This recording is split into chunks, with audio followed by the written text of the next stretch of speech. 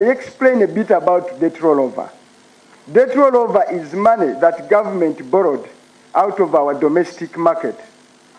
Our domestic borrowing now stands at about 14 to 18 trillion. But that will mature this year, and ideally we should have paid it back.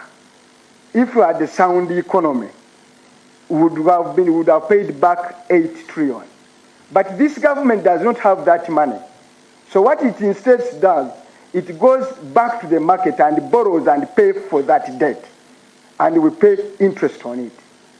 So that's what they call a debt rollover. It matures, we should have paid it, we don't have the money, we go back. So you pay from me, you borrow from me to pay Honorable Kyagulanyi Ssentamu. And then you pay me interest. So ideally you should have paid Honorable Kyagulanyi Ssentamu his own money, the president, but you don't have that money. So you go back and borrow to pay debt. So that money doesn't come at all to service delivery. So they are going to have domestic areas, and we have issues with domestic areas. Last year they paid 261 billion. This year they are going to pay 200 billion. They are going to pay, they call it appropriation in aid. These are revenues generated.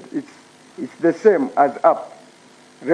From local government, it's going to be 238 billion. So what will remain there now from 29, you have gone to 30. So you have remained with 30 trillion.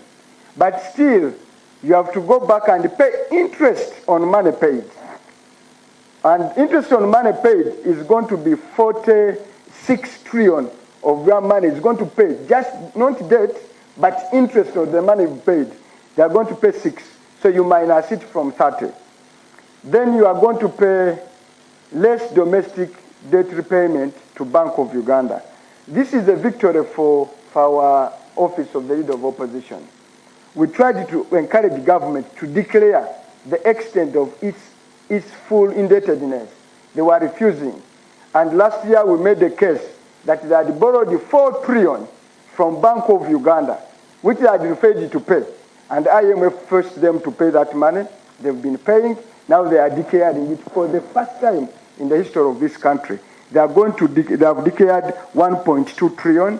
That's the result of our work. They were hiding it below the table. So what remains out of 48, what they call discretionary expenditure, money available for service for government to spend, is 22 trillion out of 49. So the rest of your money, more than 50%, is going to be spent largely on paying debt. That's the economy. However, that is half the story. We have made our own, because I want to go straight and be brief, we have made our own budget. But before I go to our own budget, there are things they leave out and balloon that discretionary expenditure because they don't want to tell the country the actual money available for service. So we have remodeled this budget to reflect the full amount of what is really discretionary expenditure. So can I have another slide? The one, yes. Now, we have looked at this table of theirs and added in things they leave out intentionally. I will not borrow you, sorry, I will not bore you with the whole thing I've already explained. I will go to where they are reducing from 30. From 30, they reduced interest payment of 6.1 trillion. They reduced, now for us, we have gone ahead and reduced pension. Because pension cannot be discretionary expenditure. Pension you've got to pay.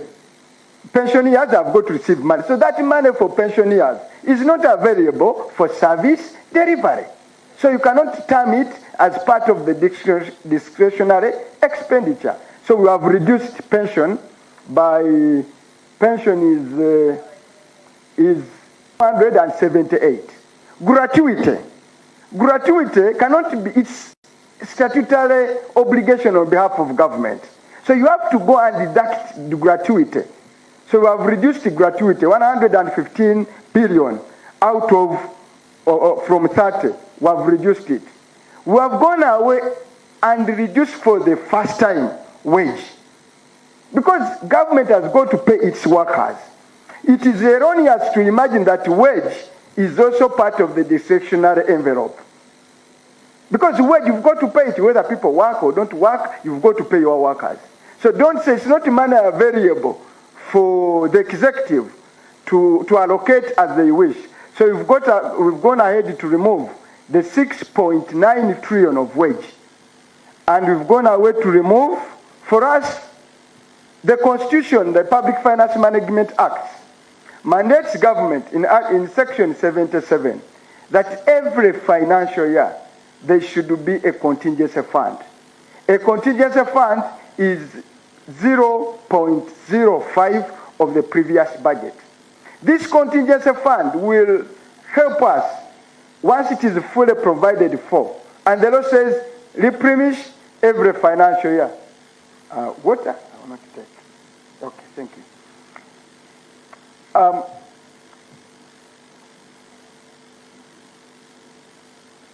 I was on contingency fund. The law clearly says every financial year you should go out and replenish it. So you put a percentage of 0.05 on 48 trillion of last year, and you get that amount of money. The contingency fund provision will address the question of disaster, will address the necessity for supplementary, will address, government has not been providing for that money. So when you go down and reduce all those deductions, the actual money on the government's budget are variable for service delivery, for roads, for infrastructure, for doing water, for doing, is only 15 trillion out of 49. And there is no economic expert that can persuade us to think that wage or gratuity or pension or contingency fund are part of a discretionary what? Funding. So we go ahead. So as the Honorable Kasaidia on June 1st, he should acknowledge that's the true amount. But they've been ballooning it to indicate 22, to tell you that they are in a healthier financial position than the country actually is. Now I'm going to do a justification of our own budget. Can we have a slide? Now for us, we've done our budget, and I'm going to justify every single coin on our table. Our revenue is not going to be like a government. Our revenue is going to be 32 trillion. And I will justify where we are going to get the 32. We are going to get, first of all, we projected that government consistently has been reporting a shortfall on URA correction of nearly 1 trillion. So we reduced the government's budget projection of 48. For us, we project that if all goes well, from URA, we shall collect only 27. We cater for the 1 trillion shortfall that is consistently reported. But for us, we've been very callous. We are saying this government exempts, tax exemption, every single year for people who don't pay tax. 7.7 trillion last year. We are saying if we're in government, everyone must pay their dues. The rich must pay, as the poor pay. And I'll quote Gordon Brown. Gordon Brown was the former Chancellor of Exchequer of UK. This is what Gordon Brown said. Wealthy is not wealthy unless that wealth helps more than the wealthy. If you are wealthy and you are only helping the wealthy, then that wealth is just a waste. He said, fortune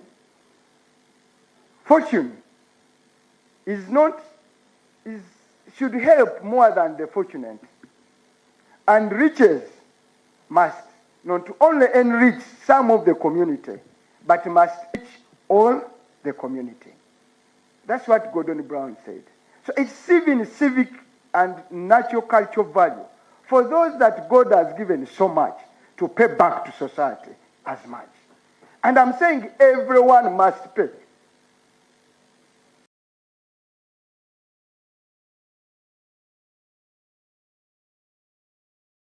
Even those that have powers to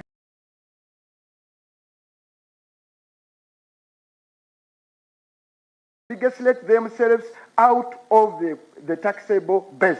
When you take over government, you will pay.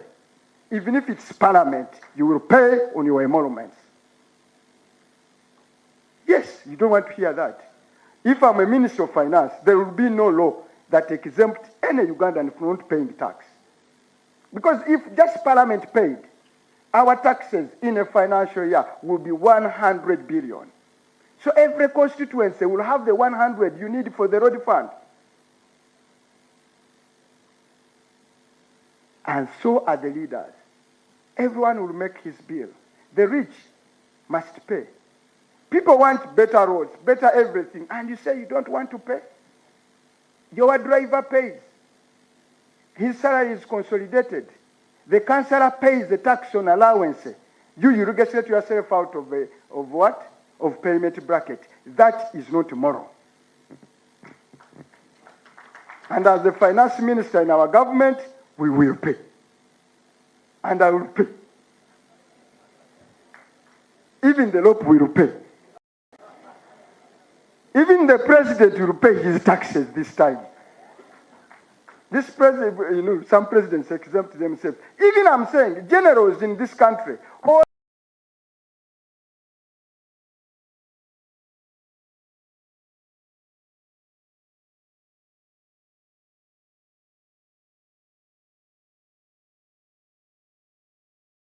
the armed forces don't pay.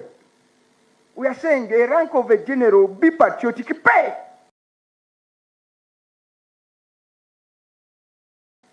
You are no longer a recruit. We can excuse these lower hanging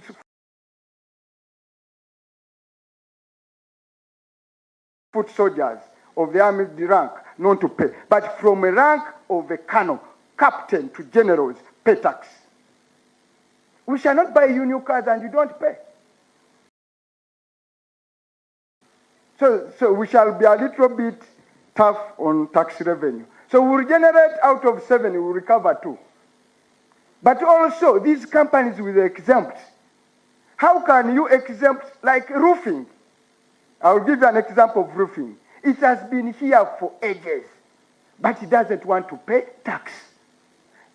Nyanza doesn't pay. I can go through companies that don't pay. Steel and Tube don't pay. Every rich person in this country doesn't pay. Please, when we take over government, the rich, you will pay. As the poor, pay. Can you imagine pay as you earn? Can you imagine pay as you earn? The very small, because the biggest component of our budget comes from pay as you earn. Okay? But the person you are deducting from pay as you earn is the person you are going to deduct VAT. The person you are going to deduct fuel tax. So let every one of us, please, pay his dues. And you know what? It's because you are building a patronage. Tax exemption is a part of building a patronage. And we've got to break that cartel of patronage by making them pay their fair dues. Let president be elected by the strength of their manifesto, their ideas, not because they've built a cartel of rich people who don't pay and feed off our people. That's why we are going to raise 4 trillion. We are going to raise another 1 trillion by being tax effective. We are collecting our tax to GDP efficiency collection is at 13%. The region is at 16%. If you only up the ante a little bit, less corruption, less evading of tax, and everyone pays tax, you'll get another 1 trillion by being less corrupt, by being more efficient. So we shall add it. That's how we shall generate the 32. On donor funding, we will generate more donor confidence than a government that abuses human rights, that imprisons people, that has better democracy. We raise from 2 trillion, we shall raise 3, another trillion, because we will be a more democratic country. I don't think our president or any of the presidents seated here will be faltered on democratic credentials. That's why you must know, by being autocratic and being dictatorial, you hurt the economy. You are a proponent of poverty. So those people who are saying you need a authoritarian, big leader, a very powerful president, they hurt the economy. Now, external borrowing. Because you've raised more money, we will keep our external borrowing as to what we have inherited. We shall not increase it. Because while it remains as is, even if you become a president today, they already signed international obligations the country will have to meet. And it will be a country that meets our international obligations. So we will stay with the external borrowing as it was last year, but not increase it. Then on debt rollover. Debt rollover, we are saying the moment, because you are going to the domestic market to borrow 2 trillion, to borrow 1.5 trillion, you have collected 5 more trillion more. So on debt rollover, you'll go out there and honor our debt and begin to redeem. Out of 8 trillion, you can't redeem it in one financial year and not collapse an economy. But every year, we shall redeem 2 first, 3. In 3 years, we shall have no debt rollover. And you know the saving? If you do that, the interest payment on loans will go down to nearly 2 trillion. And you'll have 3 trillion to spend on service delivery. And they're saying 1 trillion in PDM is the game changer. But you are donating it in interest payment 5. Actually, they're going to be 6. So we will reduce that and do debt rollover. And begin. So we shall keep the debt rollover to 6, other than raising. And for me, and let me say this, the idea is here. I believe you should investigate vote 130 and that debt rollover. I believe the bulk of it is the fixed years expense. It's another way of abusing our finances the way they do on classified expenditure, and now as I know about dividends, they do on shoulder contracts. So most likely that rollover is to build some fake funding for patronage support. The next one is local revenue. We will not harass wananchi. We will keep it as it is. As it is, we shall raise more money. But I have issue with local revenue. I believe, and I've been questioning this, there are government-funded agencies where we are paying billions of money in their supporting the budget. We spend more money to support government agencies that should have given us revenue than the revenue we get. Every government agency that fails in 2 financial years on our watch to have a break even. 1, we will assess it. If we believe you are fake, we shall privatize you. If not, we will change the management. Every government agency, within 1 year, you can assess them. Now, we go to reducing. So our collection will be 48 billion. External debt, repayment, amortization, we will keep it as government has kept it, because for last financial year, we would not have borrowed more. External borrowing, we will keep it to 6 trillion, 0.7. Debt rollover, I've said, we will keep it to 6. And domestic areas. Let me speak about domestic areas. The domestic areas that government should pay to the people who have provided various services to the economy, to the government, is 844.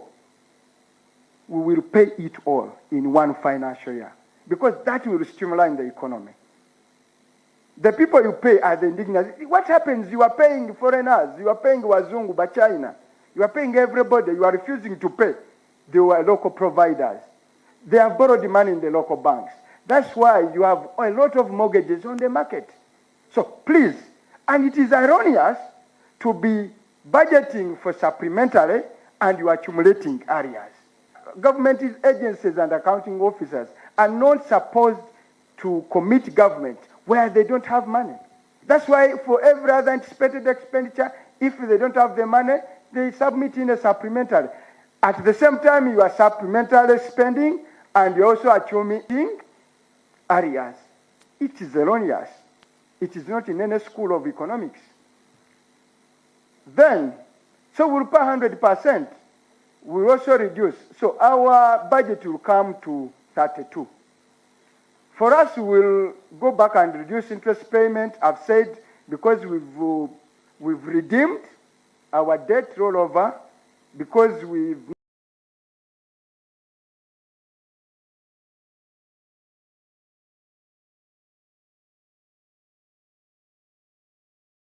not borrowed more debt, we shall have only 3.3 trillion. Interest payment, please put it back.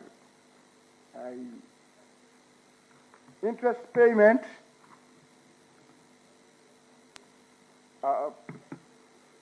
so we shall reduce interest payment, gratuity, debt, wages as they are, and we shall have a discretionary expenditure of 20 trillion. Vis-a-vis government is 15. And we believe with that expenditure, when you have a resource envelope of 20 realistic trillion, other than the 22 that is fixed years. So you run the two, you run the two of ours and theirs and on the same sheet. And you see the difference. So you'll have more money for a budget, more money for government to spend, and more everything. So, honorable colleagues, our budget resource envelope will be that few things here. As I wind up, no amount, and I should better be understood, no amount of economic engineering can fix an economy without a leadership with the financial discipline. Today, if I'm made a Minister of Finance or a Secretary to Treasury with the same behavioral tendencies, I'll not make even a scratch impact. Can you imagine? Can you imagine? We've spent 527 billion on attack without any bag of sugar coming out of attack of taxpayers' money. We've spent 314 billion on Uchiramoto without Uchiramoto putting even a wheelbarrow on the street of Kampala. That is almost $1 trillion. We've spent a lot of money on banana something. It's called what? Presidential banana thing. A lot of money. And Kenya here, they want maize. They are dying of, they want unga. They are on riots for unga. If we had invested that money in low-hanging fruits, like boost up the maize production. I hear, yesterday I saw a debate in Parliament. MPs crying for 4 billion to distribute each 1 ton of maize. Now, in my constituency, I have 10,000 homes. Now, if you give me 1 ton of maize, that is 1,000 kilograms. That means each home, I'll give it 10 grams of seeds of maize to fight food sustenance, food security. It's a broad joke. And there was a huge debate, consumed an hour. And each MP is going to carry 10 grams of maize per home to fight hunger. How on earth? That's really a joke. So there are small things that you can do, and I can go through that will impact on the...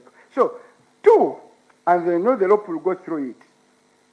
2 things need to be made clear. 1, for as long as you operate your economy on solvency, and not on liquidity as a paradigm, you will not go very far. Solvency is economic kaunyem. You know economic kaunyem? It's for undisciplined economy, undisciplined people who are likely not to pay back. They say, please reduce your debt to the GDP debt ratio. Otherwise, Japan is 100, 250 in terms of GDP to debt ratio.